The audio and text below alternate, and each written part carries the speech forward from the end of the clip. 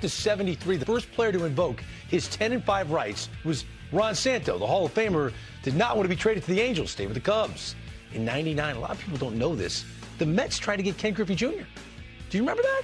Steve Phillips was then the GM. Yes, yes. But Ken Griffey Jr. said no.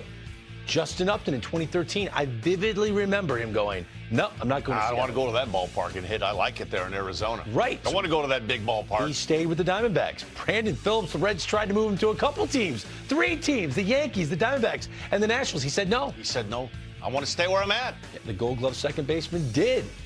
July 2015, Jonathan Papelbon initially said no to the Washington Nationals trade, and then they picked up his vesting option, so he's like, sure. And then he almost if you don't like it, you can usually throw some Ben Franklins at it. That helps. It does help. And then Jonathan Lucroy in 2016, he blocked the trade to the Cleveland Indians at the time because he was an all-star catcher, wanted to stay in Milwaukee. Eric Hosmer said no to going to the Washington Nationals. He was towards the end of his career. And then, most recently, Eduardo Rodriguez said no to the Dodgers. He had some personal stuff going on in his family and stayed with the Detroit Tigers. And nobody says no to the Dodgers. No one said no to the Dodgers. Now, there was one guy the Dodgers wanted back in 2012. He was dominating. And it was Ryan Dempster, one of the stars of Intentional Talk, and he joins us now on MLB Tonight. Now, Ryan was also trying to be, the good team guy. You had the language in your contract, and the Atlanta Braves wanted you. You were the guy to go get at the deadline in 2012. You had an ERA of 2.25 at the trade deadline. And did you say no to the trade? Did you say not at this moment? What went down there in 2012? Yeah, that was an interesting kind of series of events, to be honest with you.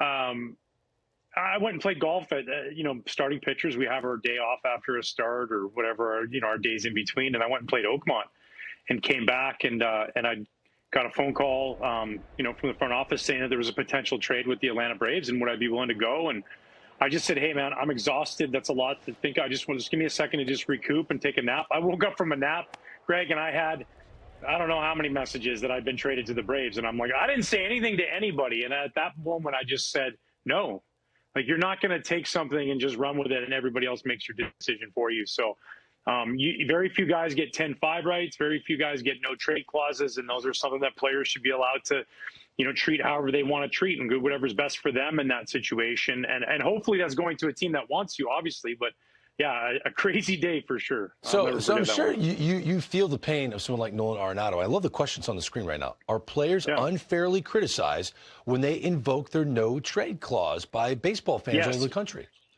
It's first of all, let's not hand them out then. Let's not put them in contracts. If you're going to earn these things as a free agent in a big-time contract, then you get a no-trade clause. If you're going to earn it as a player who plays for 10 years consecutively in the big leagues, 5 with one organization, you get those rights, then they should be yours to have. And so, when players, we don't know the dynamic of everybody's family situation or the personal situation, who might be on the other team, who the other manager is, whether or not they believe in that team.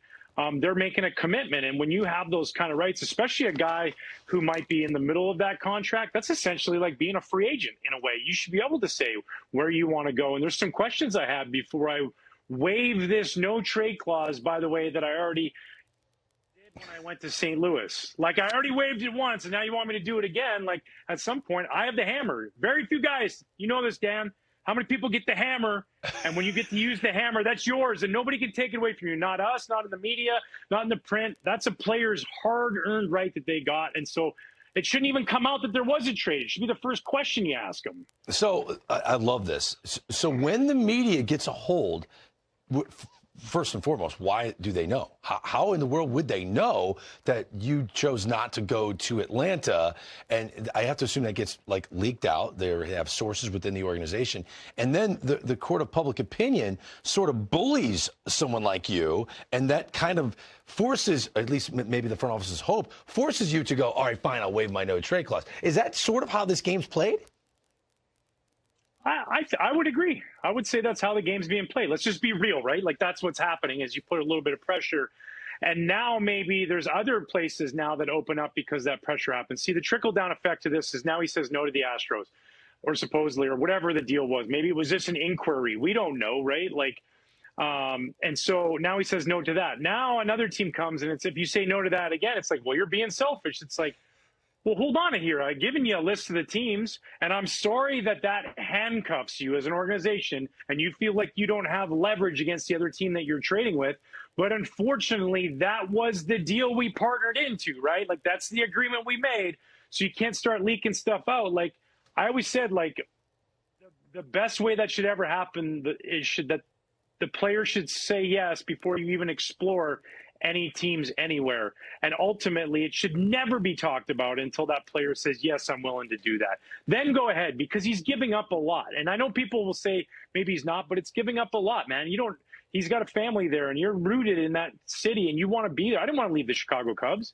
Played here for 9 years. Like, I loved being a Chicago Cub. I wanted to see the comeback. I wanted to be through the tough time that went on and then come back and come up from that and do what they did in 2016. I didn't want to be a part of being away from all that. So, like, we feel that as players, too. You want us to be a part of your community. We don't want to leave when we're in somewhere special. And guess what?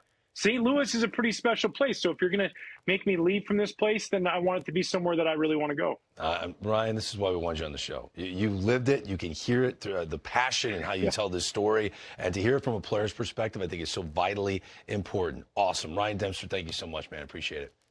You got it, dude. All right, happy holidays to you, my friend, you and your family. And Dan, I got to tell you, to hear him tell his real life story, everyone just wants to go, man, Nolan Arenado, how much money do you have already? You've got all this money, you've got a no trade clause, and now you're not even going to help the team out. Right? It's easy to vilify the player when, like Ryan said, this is something they earned in their contract. Yeah, unfortunately, in my career, I never had a no trade, but I wish I did. At the end of my career, I was traded from the Toronto Blue Jays to the Philadelphia Phillies in May.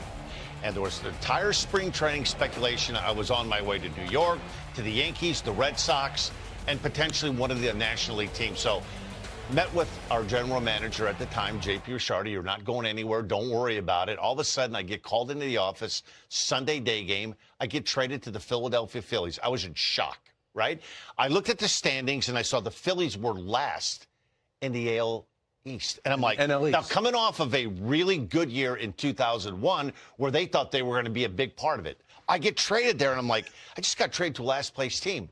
So I had Monday off. I flew home to Chicago, spent the day at home, and I flew and met the team in New York on Tuesday. I show up to the ballpark Tuesday. Turk Wendell had just had constructive surgery on his right elbow. And the whole mood there had been toxic, right? Scott Rowland, were they going to trade him? He turned out a long-term contract. The team was floundering. There was just a lot of negativity around the Phillies. I walked into the clubhouse, saw Turk Wendell. I played with him with the Cubs. First guy I saw, he looked at me and he said, "What did you do to deserve this?" And I remember going, "Is it as bad as it appears?" He goes, "No, it's worse." But with that said, my time in Philadelphia was great. Like, once I got through the initial part of it, like, but if you had a no trade clause, you would not have waived it. I would not have. To go to a team that was in last place in May, probably not. Again, it's a fascinating story. I love talking about it. Ryan Dempster's so kind to join us here on MLB Tonight. When we come back, let's switch gears a little bit. Juan Soto, he's with the New York Mets. Francisco Lindor has been with the New York Mets. Are they now the top 1-2 punch in Major League Baseball? We'll explore and hear a little bit from Francisco Lindor. Earlier on Thursday, Major League Baseball and Play Ball teamed up to organize a baseball clinic for the 2nd and 3rd grade students at Montverde Academy in Florida with support from Gatorade. What they didn't know was they begin a surprise appearance from All-Star Mets shortstop Francisco Lindor, who also happens to be an alum of Montverde Academy. How cool is that? Big thanks to everyone that worked together to provide these kids an unforgettable experience. AJ Andrews is there, and she asked him this.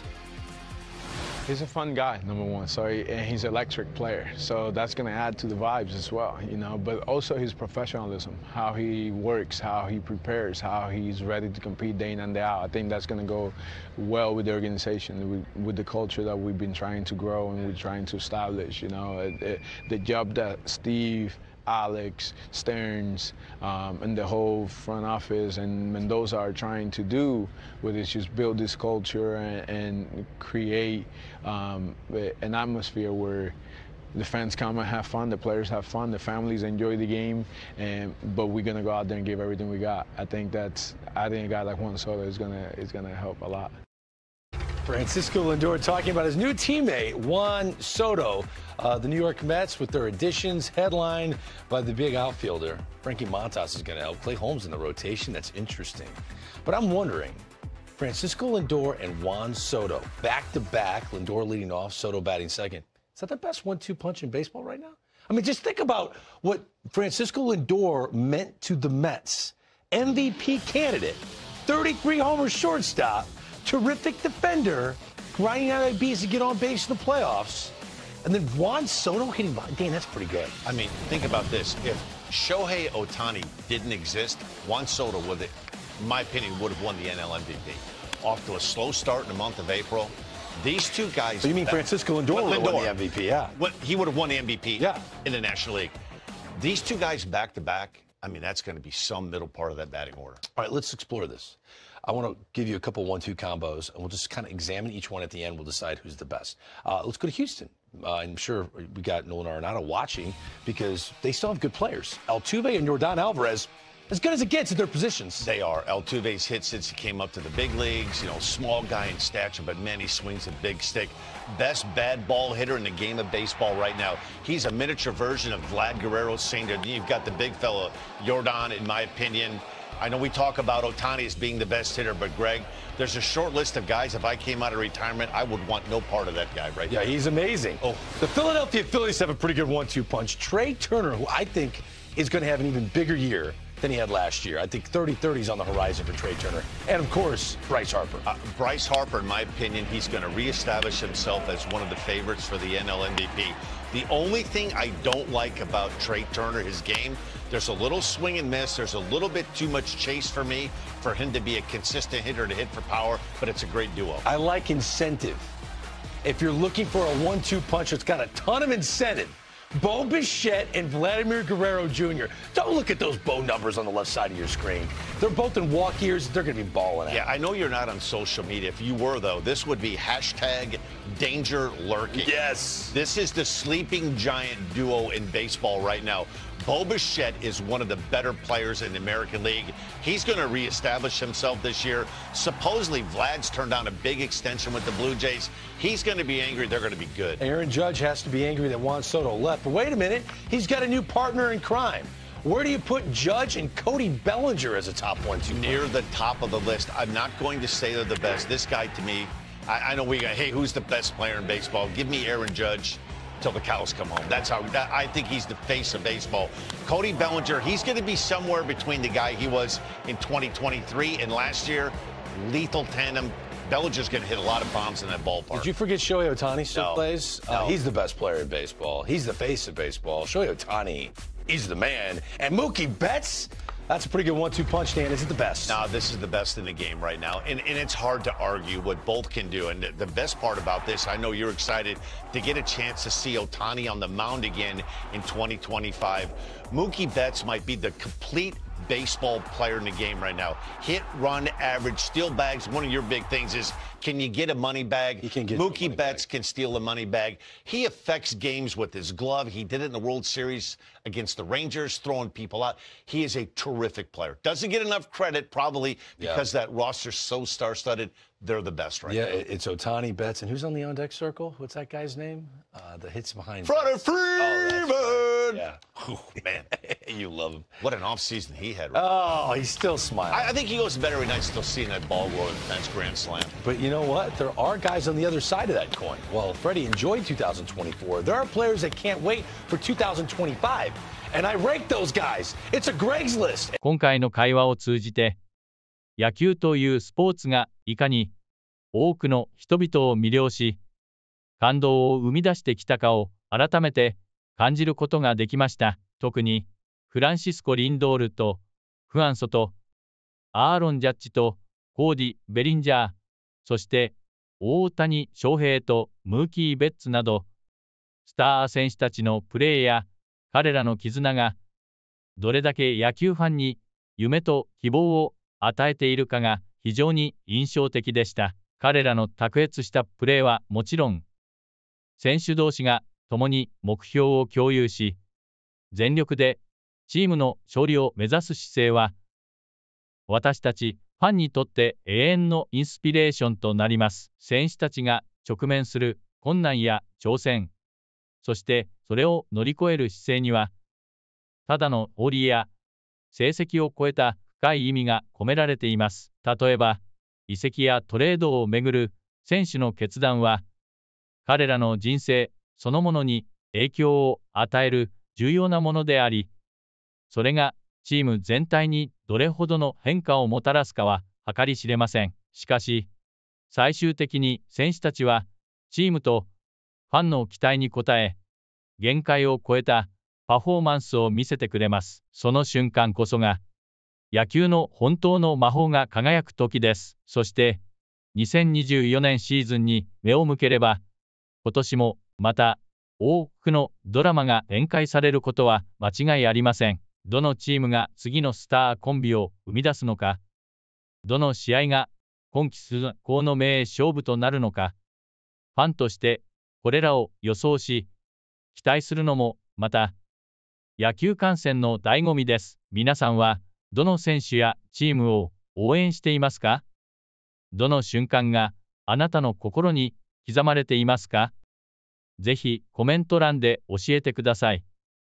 私たちは皆さんの声を大切にし、それを次回のエピソードやコンテンツに反映させていきたいと思っています。さらに、選手たちだけではなく、球場の雰囲気、観客の声援、そして試合後のインタビューなど、野球を取り巻くすべての瞬間が感動を作り出しています。球場で響く歓声やファン同士の一体感は、画面越しでも十分に伝わり、私たちを熱狂させます。これらすべてが、野球というスポーツが他の何よりも特別な理由の一つです。応援しているチームが勝利した時の喜びはもちろん、敗北の中でも見つかる感動の瞬間、どちらも私たちの心に深く刻まれるものです。この動画を楽しんでいただけたなら、ぜひいいねと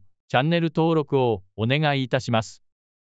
また、新しい動画が公開された際には、いち早くお知らせが届くよう、ベルマークを押して通知をオンにしてください。私たちと一緒に野球の新しい旅を続けていきましょう。そして次回のエピソードでは、さらに多くの選手たちのストーリーや注目のトピックをお届けします。あなたのリクエストが次のエピソードを形作るかもしれません。野球は単なるスポーツではありません。それは人生の縮図であり、困難を乗り越える勇気、仲間との絆、そして勝利の喜びを教えてくれるものです。どんな状況でも全力を尽くす選手たちの姿勢に、私たちは心を打たれ、彼らの物語に共感します。だからこそ、野球は時代を超えて愛されるスポーツであり続けるのです。最後に、